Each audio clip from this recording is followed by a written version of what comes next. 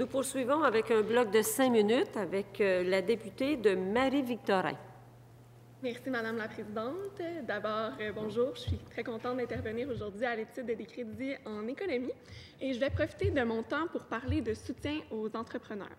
Parce que, vous savez, les intentions de se lancer en affaires ou de démarrer une entreprise n'ont jamais été aussi élevées que depuis quelques années chez les jeunes Québécois. L'année dernière, selon l'indice entrepreneurial québécois, on était à 36,9 % des 18-34 ans qui comptaient le faire dans les prochaines années.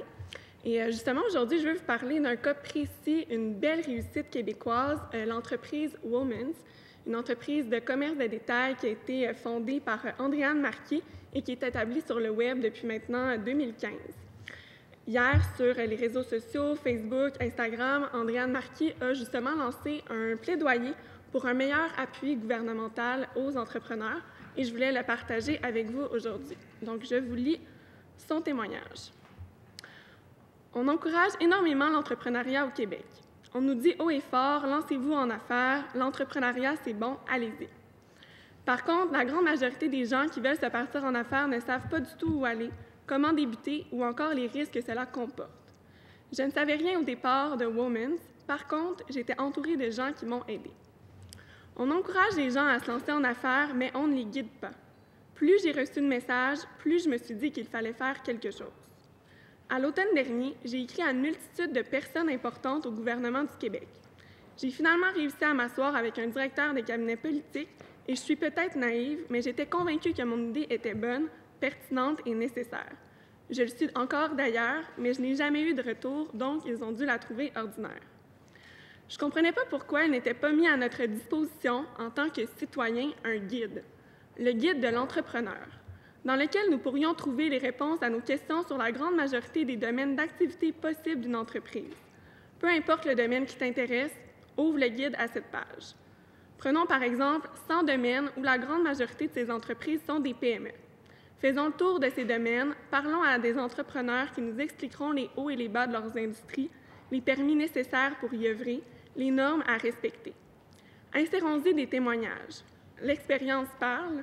À la fin d'une section, on pourrait trouver l'adresse courriel du département qui t'aidera au gouvernement. Permettons également au gouvernement et à Revenu Québec d'envoyer des infolettres éducatives et pertinentes aux entreprises selon leur domaine d'activité.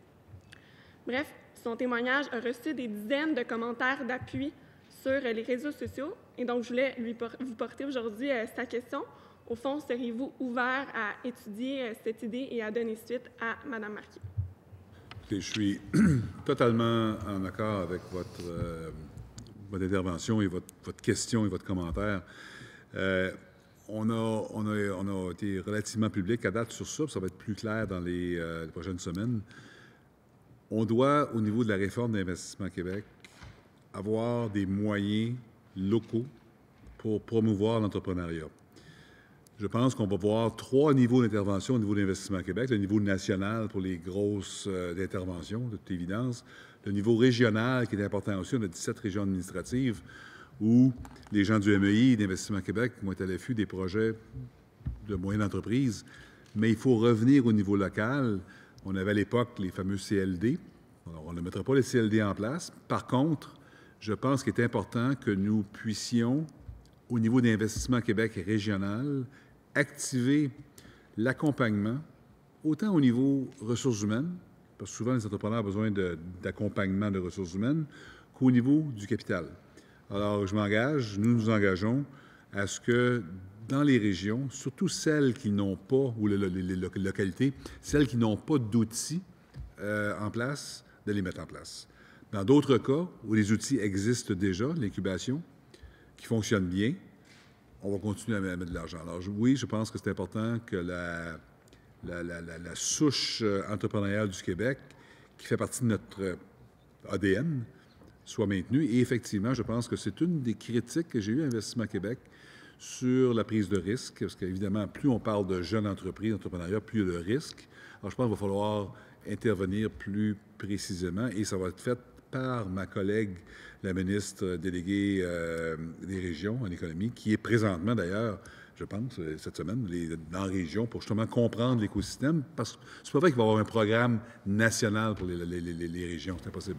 Alors, il faut voir l'adapter aux différentes régions et les besoins vont varier d'une région à l'autre. Merci, Monsieur le ministre.